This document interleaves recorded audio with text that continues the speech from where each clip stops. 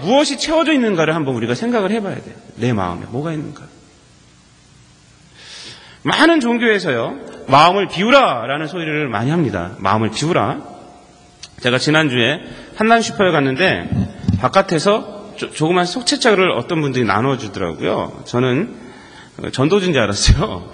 누가 어디 교회에서 하나 또 전도하나 보다. 아이고 훌륭한 일을 하시네 했는데 들어갔다 나오는데 저도 하나 주길래 보니까 마음수련이라는 책자예요. 마음수련 아주 그냥 잘 해놨더라고요.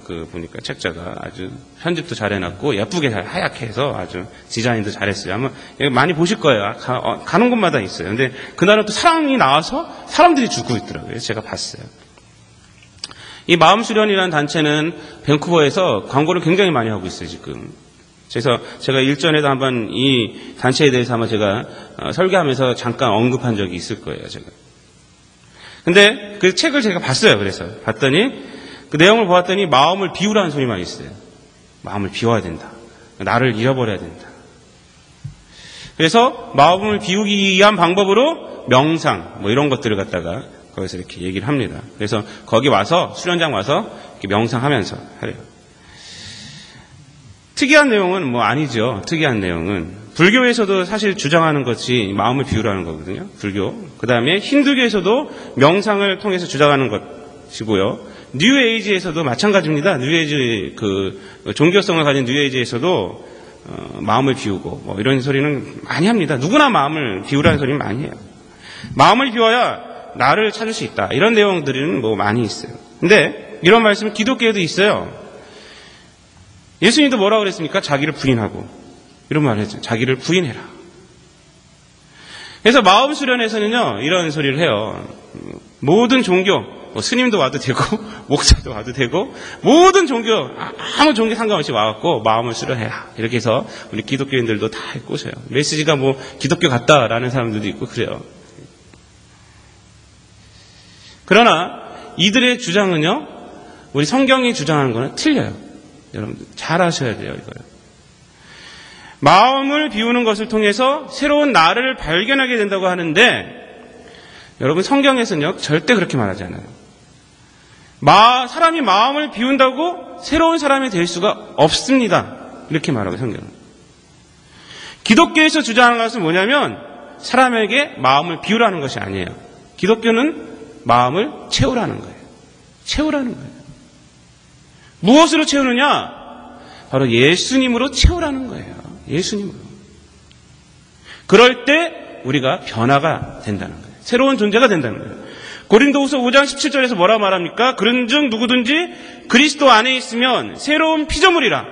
이전 것은 지나갔으니 보라 새 것이 되었도다. 그리스도 안에 있으면. 요한복음 15장 4절부터 5절까지 이렇게 말합니다. 내 안에 거하라. 나도 너희 안에 거하리라. 가지가 포도나무에 붙어있지 아니하면 스스로 열매를 맺을 수 없음같이 너희도 내 안에 있지 아니하면 그러하리라. 나는 포도나무요 너희는 가지라. 그가 내 안에 내가 그 안에 거하면 사람이 열매를 많이 맺나니 나를 떠나서는 너희가 아무것도 할 수 없습니다. 이 기독교 주장이에요. 비우는 거요? 비우는 거 아니에요. 채우라고 그러는 거예요. 채우. 예수님으로 채우라는 거예요. 예수님과 관계를 맺어야지 우리가 바뀌어진다는 것입니다. 여러분, 비우는 것도 사실 중요해요. 비우는 것도 사실은. 그러나 그것보다 더 중요한 것이 뭐냐?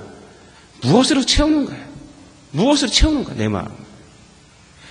비움만을 강조하는 것이요. 얼핏 들으면 좋게 보일지는 모르지만 사실 그거 안에 숨겨있는 거 뭔지 아십니까? 그것은 이 세상에서 자신만이 중요함을 다르게 표현하는 거예요.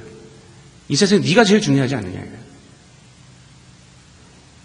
또 다른 나 중심의 시각을 부각시키는 거예요. 이것은요, 이미 이 서양 문화에 한번 휩쓸고 지나갔어요. 이런 주장은. 그게 뭐냐면 히피 문화예요. 히피. 여러분 히피족 들어보셨죠? 히피족. 이 히피 문화를 제가 그 사전에서 찾아보니까 이 히피 문화를 한마디로 정의할 수는 없더라고요. 굉장히 뭐 보편적으로 많이 지금 또 많이 발달 그것을 뿌리로 해서 나온 것들이 많아가지고요.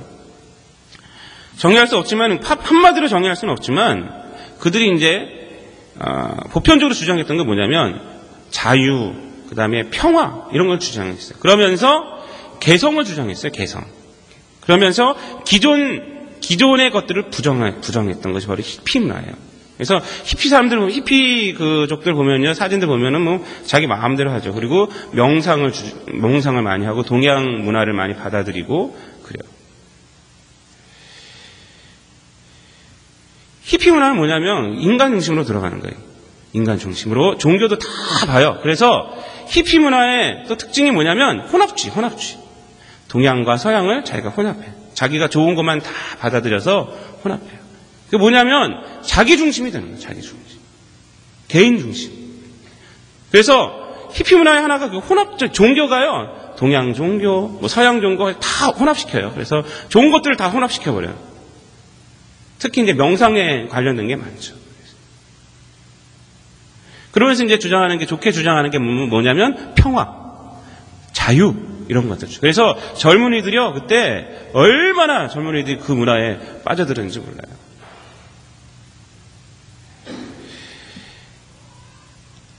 여러분, 기독교는요, 비움이 중요한 게 아니에요, 비움. 체움이 더 중요해요, 체움. 뭘로 채우느냐? 체움을 강조한다는 것은 뭐냐면, 삶을 소중하게 여겨지는 거예요. 이웃을 소중하게 여기는 거예요, 체움을. 왜냐하면, 채워서 이 땅 가운데서 내가 어떻게 살아갈 것인가. 이것을 강조하는 거예요. 예수님은요, 비우라고만 말씀하지 않았어요. 자기를 부인해라, 이것만 말씀하시지 않았다는 거예요. 예수님은 자기를 부인하고 뭐라 말했습니까? 자기 십자가를 지고 나를 쫓으라 이랬어요. 나를 쫓으라. 예수님은 또 쉬라고만 말씀하시지도 않았어요. 마태복음 11장 28절 그 말씀 사람들이 많이 좋아하잖아요. 수고하고 무거운 짐진 자들아 다 내게로 오라. 내가 너희를 쉬게 하리라. 이 말씀이 얼마나 우리에게 평안을 주고 위로를 주고 합니까? 근데 그렇게만 말씀하시지 않았다는 거예요. 이 비우는 것도 중요하지만 그 다음에 뭐라고 그랬습니까? 나는 마음이 온유하고 겸손하니 나의 멍에를 메고 내게 배우라. 그래야하면 너희 마음에 쉼을 얻으리니 이는 내 멍에는 쉽고 내 짐은 가벼움이니라. 예수님의 멍에를 메고 배우라고 말해요. 비움과 체험이 함께 있는 거예요. 함께. 기독교는요, 비우는 종교가 아니라 채우는 종교예요. 채우는 종교. 기독교는 나 자신에게만 초점을 맞추는 종교가 아니라 채워짐으로 이 땅에서 하나님의 나라라는 공동체의 일원으로 살아가게 하는 이 역동력이 있는 종교예요. 그래서 사람들이요, 교회 안에서 예수를 영접하게 되면요, 변하는 거예요. 자기 문제만 해결되는 것이 아니라 사람이 변해요. 자기가 무슨 일을 하려고 그래요, 자꾸. 하나님 주신 사명을 감당하려고 그래요. 사람이 역동적으로 돼요. 왜? 비운 것이 아니라 채웠기 때문에 그래요. 예수님으로 채웠기 때문에 그래요. 채웠기 때문에. 여러분, 사람은 비우기만 하고 채워지지 않으면요, 더 위험해져요. 그 이유는 이 사람이란 존재가 마음을 스스로 비운다고 비울 수도 없지만 설령 비웠다 하더라도 그것을 그대로 유지할 수 있는 존재가 아니에요. 하나님은 사람을 아주 잘 파악하고 계셨어요. 노아 홍수 이후에, 우리가 지금 창세기를 새벽 기도 때마다 보고 있는데, 노아 홍수 이후에 하나님께서 물로 땅을 저주하지 아니하시겠다 이렇게 말씀하시면서 뭐라고 사람들에게 말을 하면, 사람들은 그 마음에 계획하는 바가 어려서부터 악하다 이렇게 말을 해요. 그래서 이제 이 사람들은 이제 구원해야 되겠다는 말을 하는 거죠. 생각하시는 거죠. 우리가 비운다고 비워지지도 않지만요, 비웠다 해도 그 안에 악한 것이 막 들어오게 돼 있어요. 그 비우기만 하고 예수님으로 채워지지 않으면 위험해요. 사람은 타락 이후에 하나님 앞에서 스스로는요, 절대로 선해질 수 없는 상태임을 우리가 깨달아야 돼요. 그 인간의 상태예요. 인간은 절대로 하나님 앞에서 스스로는 선해질 수가 없어요. 사탄은요, 그것을 잘 알아요. 그래서 우리의 본성을 너무나도 잘 압니다. 너무나도 잘 알아요. 이 시대에 여러 가지 아주 듣기에만 좋은 소리들이 얼마나 많은지 몰라요. 마음을 비워야 한다. 명상해라. 이 세상 모든 종교가 다 하나가 되지 않느냐. 사람의 생각엔 그 좋은 것 같죠. 그게 다 틀린 소리입니다. 우리는요, 우리 상태를 알아야 돼요.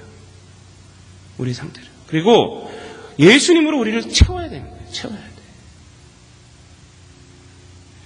오늘 우리가 읽은 본문 마태복음 12장 43절부터 45절까지 말씀을 보면요, 무슨 내용입니까? 예수님이 이런 말을 해요. 귀신이 어떤 사람에게서 나갔어요. 나가다가 다시 돌아와 봤어. 44절 보니까 다시 돌아왔어요. 쉴 곳이 없어갖고 다시 자기 집으로, 그러니까 그 사람에게 다 돌아왔다는 거예요. 다시 돌아와 보니까 그 집이 아주 깨끗이 청소되고 수리가 되었어요. 깨끗이 청소되고 수리되었고, 45절 말씀이 뭐라고 그러시냐면, 그가 깨끗하게 비어있는 그 사람의 마음을 보고 저보다 더 악한 귀신 7을 데리고 들어왔대요. 7을 데리고 그 사람에게 들어가 버렸어요. 그래서 그 사람의 형편이 전보다 더 심하게 되었다. 이것이 오늘 말씀이에요. 이 사람의 잘못된 점이 뭡니까? 잘못된 것이 뭐예요? 잘못한 것이 뭐예요? 깨끗이 청소한 것이 잘못된 것이 아니에요. 뭐가 잘못했습니까? 비워 있었다는 게 잘못이에요. 그 마음이 비워 있었어요. 그 마음이 비워 있었다는 거예요. 그 마음이 비워 있으니까 뭘로 다시 채워집니까? 사람은 그런 존재예요. 악으로 다시 채워지는 거고, 사단이 가만히 냅두질 않아. 그거예요. 우리는 마음을 비우면 바로 예수님을 채워야 되는 거예요. 예수님을 채워야 돼요. 그래야지 우리 마음속에서 기쁨, 감사, 사랑, 평안이 나타나는 거예요. 그래서 우리 상황을 우리가 예수님의 그 은혜로 우리가 이기며 살아갈 수가 있는 것입니다. 여러분, 예수님으로 채워져야 합니다.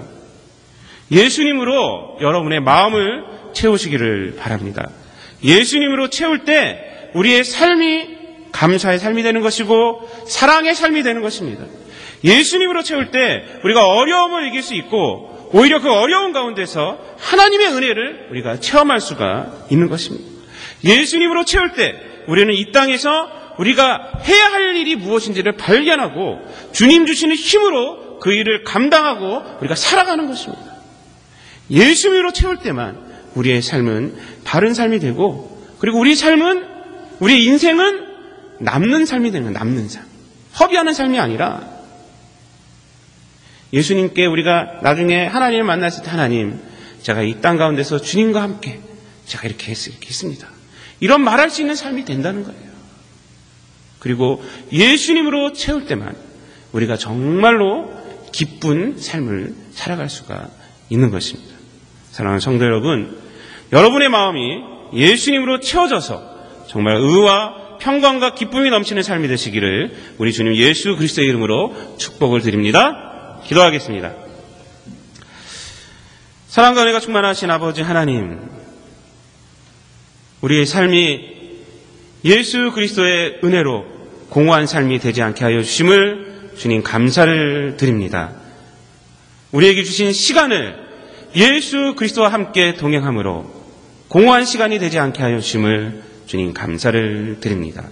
예수님과 늘 함께함으로 우리의 마음이 예수님으로 채워져서 우리가 이 땅 가운데서 감사와 기쁨이 넘치는 그런 삶을 살아가는 우리들 되게 하여 주옵시고, 우리의 삶에 이끌려서 살아가는 것이 아니라 우리의 상황을 이겨내며 개척하며 하나님의 은혜를 나타내며 하나님을 찬양하며 살아가는 우리 모든 성도들 될 수 있도록 하나님 함께하여 주시옵소서.